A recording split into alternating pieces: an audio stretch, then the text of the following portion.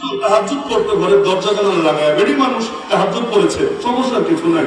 লেকিন ওই ছবি আবার ভাইরাল হয় ফেসবুকে। কেমনে রে ভাই, তোমার ঘরে কে চোর ঢুকেছে না ডাকাত ঢুকেছে, নাকি জনসাধারণ গিয়ে সেখান থেকে ছবি তুলতে পেরেছে? কোন বাপের বেটারও সাহস নাই তোমার তাহাজ্জুদের টাইমে যায় নামাজে বসা, মোনাজাতে হাতটা, আর চোখ থেকে কোন রকম এক ফোঁটা বের হয়েছে। অনেকে আবার পানি ফেলতে উস্তাদ, মাশাআল্লাহ।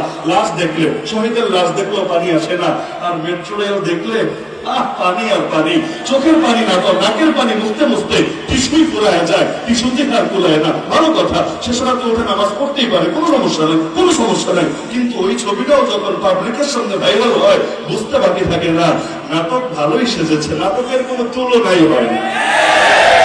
ধর্ম বেড়েছে তো সবাই খায়।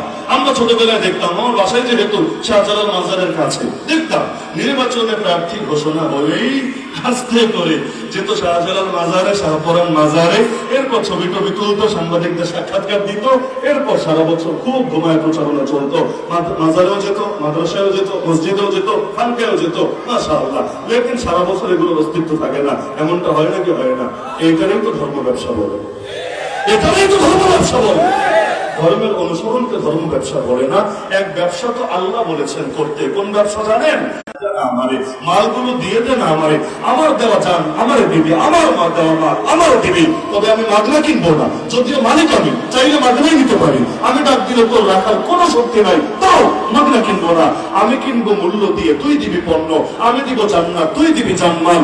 এক ব্যবসা তো আল্লাহ করতে চেয়েছেন। কোরআনে আল্লাহ বলেছেন, ইয়া আইয়ুহাল্লাযীনা আমানু হাল আদুল্লুকুম আলা তিজারা তুনজিকুম মিন আযাবিন আলীম। আল্লাহর সঙ্গে ব্যবসা করা ভালো না খারাপ? নিয়ত করেন আমরা হব ধর্মের ব্যবসায়ী। কিভাবে? আমরা জান দিব আল্লাহরে, মাল দিব আল্লাহরে, আল্লাহ বিনিময়ে জান্নাত নামক মূল্য আমাদেরকে বোঝায় দিবে। এর চাইতে দামি ব্যবসা কি হতে পারে? এজন্য নবীর অনেক সাহাবীরা শহীদ হয়েছেন, শেষ সময় বলেছেন রাবিহাল বাই, আরে ব্যবসা বড় লাভজনক হয়েছে, কপালটা আমাদের খুলে গিয়েছে। তাহলে দিনের জন্য কোরবানি দিলে দাম কমে না ভাই? ফেরাউনের বউ আসিয়া নবীর বউ না, নবীর বউ তো নূহ আলাইহিস সালামের বউ, লূত আলাইহিস সালামের বউ, নবীর বউ হয়ে আল্লাহর গজব থেকে বাঁচতে পারলো না। অপরদিকে ফেরাউনের বউ, ফেরাউনের বউ সাধারণ একজন নারী, কোন নবীও তো না। নারীদের ভেতর তার নবী হয় না, নাকি হয়? যদিও এটা নিয়ে আমি অবশ্য তসলিমা নাসরিন বা তার সাঙ্গপাঙ্গদেরও কখনো প্রতিবাদ জানাতে দেখি নাই। বহুত কিছু নিয়ে প্রতিবাদ জানায়, কিন্তু কেন কোন নবী লেডিদের ভেতর হলো না, এইটা নিয়ে কখনো প্রতিবাদ জানাতে দেখি না। এমনকি বিগত সময় গর্ব করা হতো না, এগিয়ে গেল। প্রধানমন্ত্রী নারী, বিরোধী দলীয় নেত্রীও নারী, জাতীয় সংসদের স্পিকারও নারী, কিন্তু ভাবটা ছিল এমন, জাতীয় মসজিদের প্রতীকটা এখনো বাকি। ওই জায়গা নিয়ে কিন্তু কখনো আলাপ চলতো না, যেখানে মাঝে মাঝে এক দুইটা মহিলা ঢোকানো দরকার, মানে বাকিগুলো নিয়ে আলাপ, ধর্ম নিয়ে আলাপ করে না। এমনকি মাহফিলও মাঝে মাঝে মহিলা বক্তা আনা দরকার, মাদ্রাসায় মাঝে মাঝে মহিলা হুজুর রাখা দরকার, মসজিদেও মাঝে মাঝে মহিলা ইমাম রাখা দরকার, এগুলো নিয়ে কখনো বলে না। কেন জানেন? এটা বললে পাবলিক আবার বুঝবে ধর্ম নিয়ে ওদের একটু ইন্টারেস্ট আছে, এজন্য ধর্মের সাইডে রেখে বাকিগুলো নিয়ে আলাপ করে। তো এখন ফেরাউনের স্ত্রী, তিনি তো নারী, নবীও তো না, তাই না? কিন্তু আমি যে আয়াত খুতবায়ও পড়েছি না, কোরআনে 28 নম্বর পারার সর্বশেষ পৃষ্ঠার আয়াত, সূরা তাহরিমের আয়াত, সুবহানাল্লাহ, আল্লাহ কি কথাটা বলেছেন।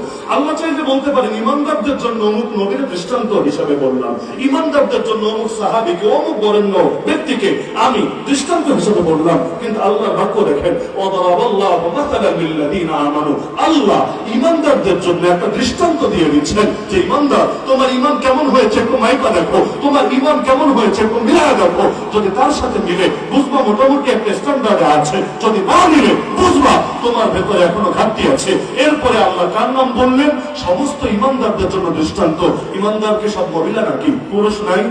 এই যে আমরা এখানে সবাই পুরুষ না, আমাদের জন্য আল্লাহ একটা দৃষ্টান্ত বলছেন না? কাকে? ইমরাআতা ফিরাউন, ফিরাউনের স্ত্রীকে। কেন?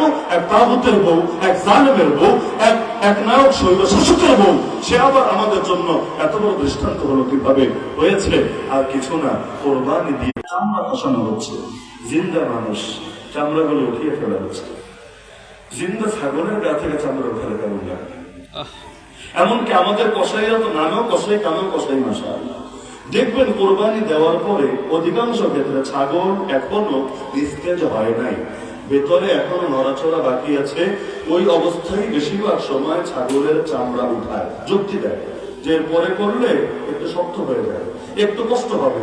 এই যুক্তি দিয়ে এভাবে জুলুম করে আপনাদের আমি সতর্ক করে দিচ্ছি, কোরবানি যখন দেন, মাদ্রাসাও যখন জবাই হয়, আকিকাও যখন করেন, যে কোনো সময় ছাগল খাসি যদি কষাই দিয়ে আপনারা কাজ করেন, এটা খেয়াল রাখবেন, সম্পূর্ণ নিস্তেজ হওয়ার আগে খবরদার খবরদার ওর উপর দ্বিতীয়বার জুলুম করতে দিবেন না।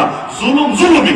নবী বলেছেন জবাই করতে গেলেও দিবাহা, তোমরা উত্তম ভাবে জবাই করবা। এজন্য কত নির্দেশনা দেওয়া আছে, ছুরি ভালো করে ধার করবা, এক পশুর সঙ্গে আরেক পশুরে জবাই দিবা না, তাহলে দেখে একবার কষ্ট হবে, এরপর নিজেও তো জবাই হবে। কত নির্দেশনা দেওয়া হয়েছে।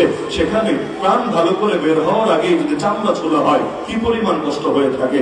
সাবধান, এটার ব্যাপারে সকলেই সতর্ক থাকার চেষ্টা করবেন। মনে থাকবে ইনশাআল্লাহ। কসাইদের এক ফাইজলামি আর এক ফাইজলামি আছে, গরু জবাইয়ের পরেও একটা ছোট ছুরি নিয়ে দেখবেন মাঝখানে এমনি একটা ঘাই মারে, দেখেন না, একটা গুতা দেয়, একটা গুতা। কেন কেন ইসলামে জবাই কখন হবে এটা তো ফতোয়া স্পষ্ট আছে।